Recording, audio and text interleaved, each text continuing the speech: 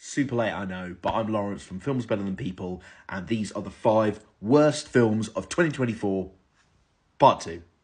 The second worst film of the year of 2024 is Megalopolis. It is a disaster. What more could be said about this very unique kind of disaster? Well, if you want to know, jump back a few videos and you can see my full review.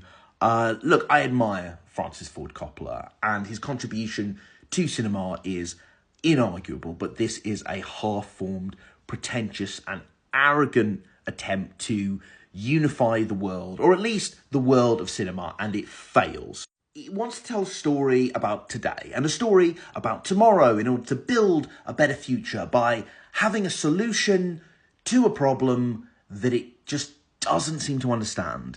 And it provides no solutions anyway. So what even is the point? What is the point of Megalopolis? Each plot point is a waste of time because they undo everything that happens. The performances range from mad and stupid to bland and pointless. It's long and it's irritating and nothing works the way it should. It's a doomed, horrible experiment. The thing is that unlike a lot of films that appear on these kind of lists, he's trying, and maybe we should admire him for trying, but in the end, I can only respond to the thing I see on the screen in front of me, and it's just awful.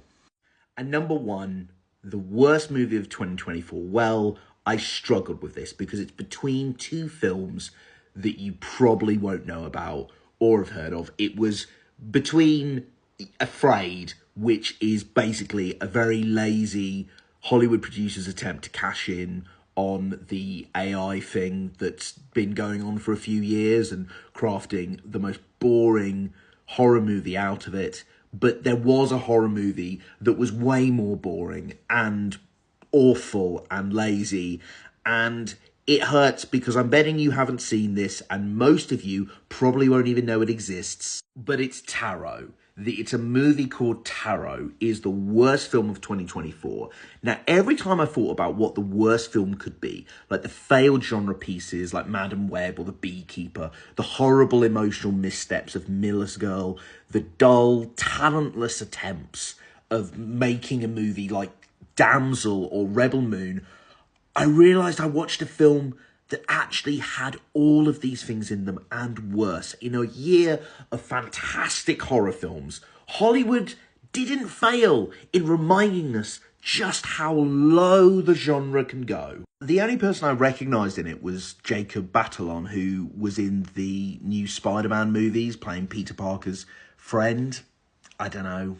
It's about a possessed deck of tarot cards that haunt some teens, like it opens on these teens in a spooky house that discover a haunted deck of tarot cards, and you're like, well, obviously there's going to be a twist or something because there's no way they've just made a horror movie out of a possessed deck of tarot cards and then tarot monsters come and get you, but that is just what they've made. It's like a Hollywood producer was in a coma since the 90s and then just suddenly woke up and was like, I've got an idea. I know it's 3 p.m. on a Friday, but I'm sure we can get a script done by 5 p.m. Tarot cards. I've just discovered tarot cards. Aren't they creepy? And horror movies are coming back, like Scream was really big. Let's do this. We could do this. It'd be so easy.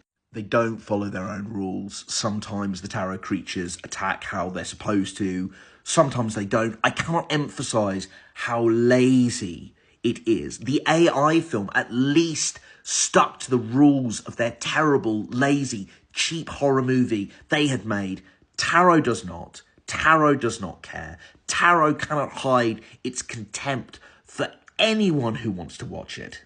And yes, that contempt, the laziness, that could be used to describe a bunch of other films, usually superhero ones, that appeared on my shortlist.